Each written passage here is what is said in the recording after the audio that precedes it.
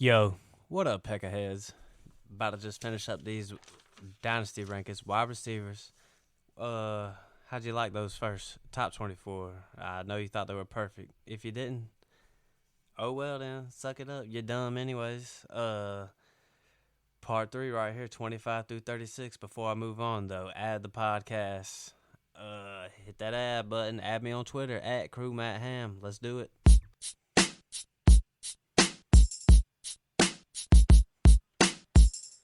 Alright, hear me out. At 25, I'm rolling with Elijah Moore, and I think this is the perfect ranking for this man because this is about where I see his upside is. I would say before the NFL draft, before they draft Garrett Wilson, there was projections that maybe Drake London would go to the Jets, and I thought this would be a perfect fit. I just feel like Garrett Wilson is just a little bit more like Elijah Moore. With that said, Elijah Moore does get to move into the slot, where I'm expecting him to have a big year PPR wise.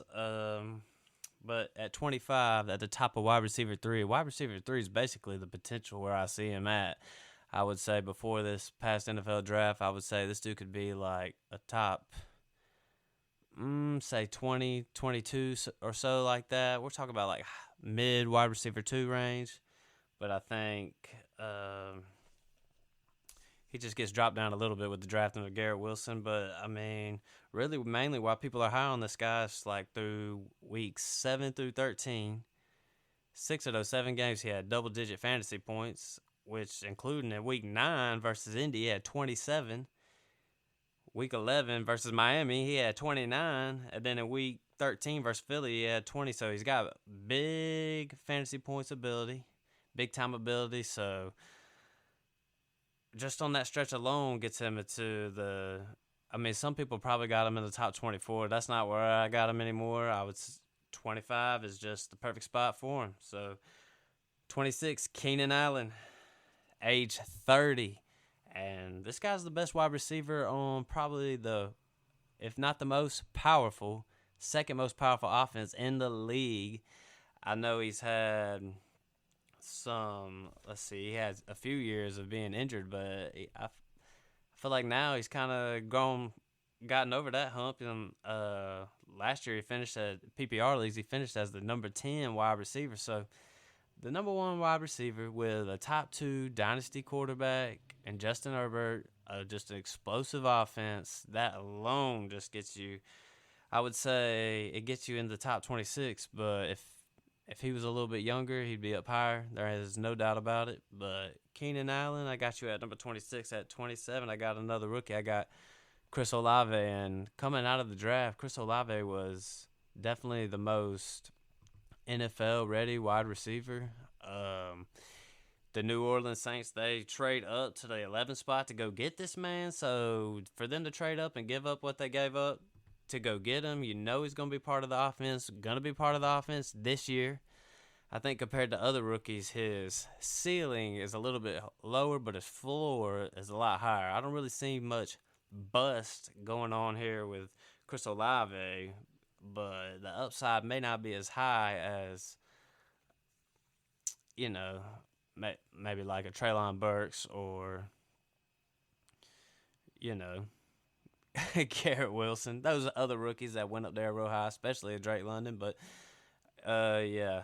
So, Chris Olave, definitely the most polished NFL-ready receiver. So, I got him at 27. At 28, I got Cortland Sutton at age 26. And this one's tough because the athletic ability is there. Age 26, he's really done nothing. He's done nothing except for 1 year in 2019. He finished 19 in PPR, had 1,100 yards receiving, 6 touchdowns, 72 receptions. So that was his best year. So the big playability is definitely there. Russell Wilson comes in. Like I said with Jerry Jeudy in the last video, wide receiver-wise, they have the easiest strength of schedule. There's been a big debate, Cortland Sutton or Jerry Jeudy. Like, who do you want? At Dynasty, it's Jerry Jeudy. Age 23, there's no doubt about it. But in your redraft leagues, I think you got to lean Sutton. I think he has the chance to be the number 1 guy there. the talent is there, and just from that 2019, I know we're 2 years removed from that, but in 2019, still, he put up big numbers.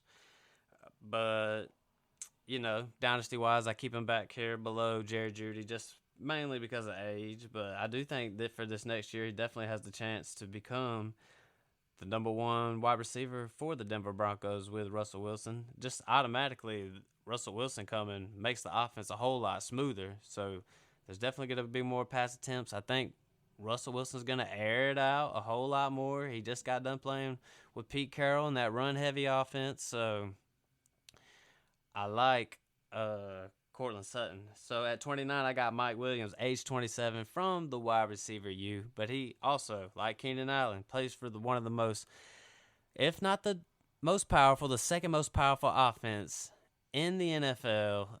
Age 27. I mean, Mike Williams, I think maybe he got hurt maybe towards the midpoint of the year, or this guy just completely fell off. But last year, just in his, and 4 of the first 5 weeks, this dude has 6 touchdowns. In week 1, he scored 22 fantasy points. Week 2, 22 fantasy points. Week 3 versus Kansas City, scored 33 fantasy points. And in week 5 versus Cleveland, scored 36 fantasy points. He was clearly the number one receiver through the first 5 weeks. Then he just fell off. Still finished as the wide receiver 12. That just shows how good those weeks were. I mean, it was just a crazy stretch at the beginning of the year. There's no doubt about it. But if you can recapture any of that kind of production, Mike Williams can definitely soar through these rankings. But he's just got to be more consistent. Number 2 guy behind Keenan Allen, of course. But Mike Williams, I love him. He's a good player. At number 30, I got Devontae Smith, and Devontae's just dropping. And with A.J. Brown coming to Philly, I just want to stay away from Devontae Smith. There's no doubt about it. I do believe they'll probably throw the ball a whole lot more. But the thing is, this is a run-heavy offense with Jalen Hurts. Not the most accurate quarterback. I like Jalen Hurts. They like to run the ball. A.J. Brown comes into town. They've done paid him, so he's getting the rock. So this is just a tough spot. I think Devontae Smith in ADP leagues is going as a wide receiver 36, and to me it makes sense. I mean, I would say lower than that. I think right now what keeps him up is we haven't really seen what's taking place with this Eagle offense. Who knows? It might just open the door for Devontae Smith. He might just come out balling, but let's see. He finished as wide receiver 39 last time, so age of talent pretty much keeps him here. We got to at least see what he does, see how this whole project works out. But, I mean, he could really fall out and be a little bust. Because can Jalen Hurts support 2 wide receivers while keeping up the run production? I'm not sure about that. At number 31, I got Amon-Ra St. Brown, age 22 for the Detroit Lions. And last year he finished as a wide receiver 21. And ADP is going as the wide receiver 28. I know last year he could have been your league champ, your league winner. I mean, he didn't really do too much in the first half of the year, little more. But in weeks 13 through 18, he had 5 touchdowns and no lower than 8 grabs in any games. Now, I think this could be possibly no competition. DeAndre Swift was gone, so he definitely saw a lot of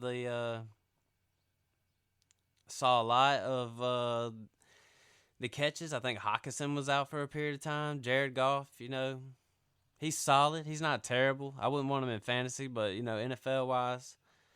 So, Amon-Ra St. Brown, I mean, he had a good year last year. Like I said, he finished as a wide receiver 2 last year. To me, it's just a wait-and-see look with what's going to happen. They bring in DJ Chark's up there in Detroit. They just drafted Jameson Williams, so we really just got to see where St. Brown goes from here, because he could either go up or he could just drop as fast, just like Devontae Smith would. But at 32, I got his teammate Jameson Williams, at age 21, rookie. And to me, this dude could be the number 1 rookie in the draft. But he just got injured in the national championship game. ACL, I think if I was doing by the eye test, he was the best receiver in the country, in my opinion.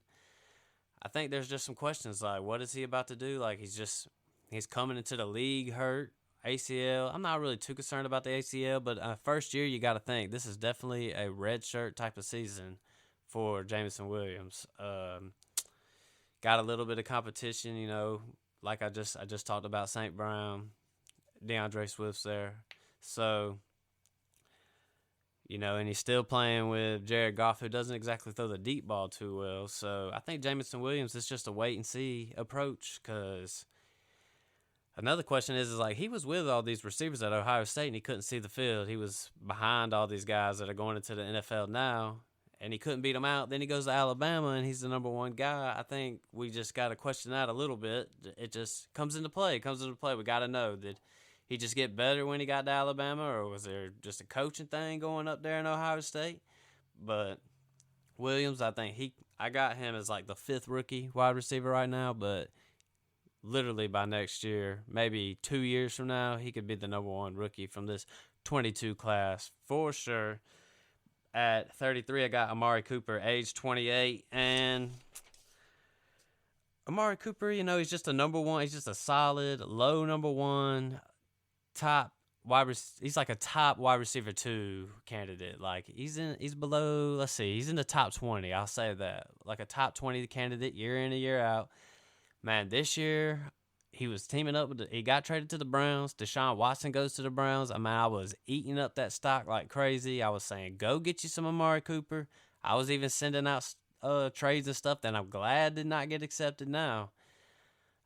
Amari Cooper, man, if he was with Deshaun Watson, he could have had a wide receiver 1 this year, but he doesn't. Well, I don't know. See, it's up in the air, man. It's now looking like D. Watt's going to be suspended for a whole year, which is crazy.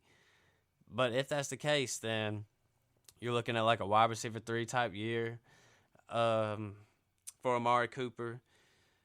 In 2019, he finished as the number 10 wide receiver. In 2020, he finished as 15. So last year, he dealt with some injuries. He's got CD Lamb was on the rise, so he finished 27, which is a high wide receiver 3. But I think for this next year, if Deshaun Watson's not playing, it's not a good look for Amari Cooper. And I definitely wouldn't be drafting him in my redraft leagues. I'd be staying away from him for this year.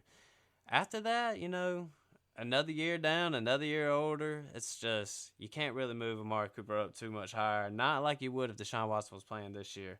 At 33, age 28, I do have Amari Cooper. At 34, Brandon Ayuk. And Brandon Ayuk is kind of a confusing one to talk about. Let's see. I know last year he had stretches where he just disappeared. But then again, he also had some good games. Last year, he finished as the wide receiver 35, which I know some people were a whole lot more higher on Brandon Ayuk. Last year, he finished with 826 receiving yards, 56 targets, which is 4 less than the year before, 5 touchdowns both years. So, Brandon Ayuk has that upside. And he's going as the wide receiver 41. I'm probably eating that up all day. I think, assuming Jimmy G gets up out of there, we bring Trey Lance into the fold. The situation gets a little bit better. A quarterback with more upside. Maybe that offense runs a little. I don't know. I have my own questions about the Trey Lance experiment, but we're just going to have to see. But theoretically, if they can get that offense moving more smoothly, Brandon Ayuk behind Debo, who wants to take some of the load off. He doesn't like being used the way he's been used, allegedly. That's what's going through reports. So, Brandon Ayuk, going 41 as the number 41 wide receiver in these drafts right now, I'm taking that all day. 35, I got D-Hop. And, man, D-Hop, I really should have him a whole lot higher. But this dude, man, he gets hurt last year, dealing with injuries. He's aged, let's see, he's 30 years old. So, DeAndre Hopkins, and going into this year, by the way, suspended 6 games after being hurt. I think maybe this could help him for a team that they're going to go make a little playoff run. But, think about how good this guy's been. His first season in Arizona, 2020, he was the number 4 wide receiver. 2019, he was the number 4 wide receiver. 2018, he was number 2. In 2017, he was number 1. This dude's been a bona fide stud for years. Went to the wide receiver U. He was hurt last year, age 30. Man, I just think maybe I should move him up. But, hey, suspended 6 games, too. I think maybe in the second half of the year that could help DeAndre Hopkins out. I just don't know if you really want him for the long term right now. That's why I got him at 35. It seems kind of low, but we'll just have to see. Like, in redraft years, I'm obviously taking him way higher, except for this year with that suspension. Let's just check and see where D-Hop's even going in the ADP. On Sleeper, he's going as the number 27th wide receiver. Shoo, I'll probably take that all day. Even though he's missing 6 games, I'm still probably hopping on that. To round it off, number 36, I got Darnell Mooney. I know I keep calling him Moody sometimes. Mooney. And Mooney, man, it's like, dang, the talent is there, yo. Last year he finished as the number 23 wide receiver, but man, this dude is literally in the worst situation. I have to have him at 36 because this offense with Justin Fields, not saying it's Justin Fields' fault, but the Bears could literally be 32 in the NFL in offense. This is a bad offense. They got David Montgomery. They need to feed the rock to Khalil Herbert a little bit, but it's just a bad situation to be in. If I'm Darnell Mooney, I want out. They just ran out Allen Robinson, so Justin Fields, if I was you, man, just try to get out of Chicago as fast as you can. Come to the Falcons. Come help us out. But, yeah, Darnell Mooney at age 24, I got him rounding off the bottom of my Tier 3 Dynasty wide receivers, and that just finishes up these Dynasty rankings. If you got a problem with it, deal with it. Or just let me know how it was. What would you adjust? I mean, top 36, we got into the weeds with these wide receivers, so. But, yeah, that about wraps it up. And, be on the lookout. Poor Man's Politics is out with P. Miller, Jordan Harris running that show. It's dropped another episode. Got a few out there. Got more podcasts in the works. We're coming to the top. We got more coming. More fantasy football. Add the podcast. Add it. Leave a 5-star review. Do it. Add Crew Matt Hamm on Twitter. I'm out.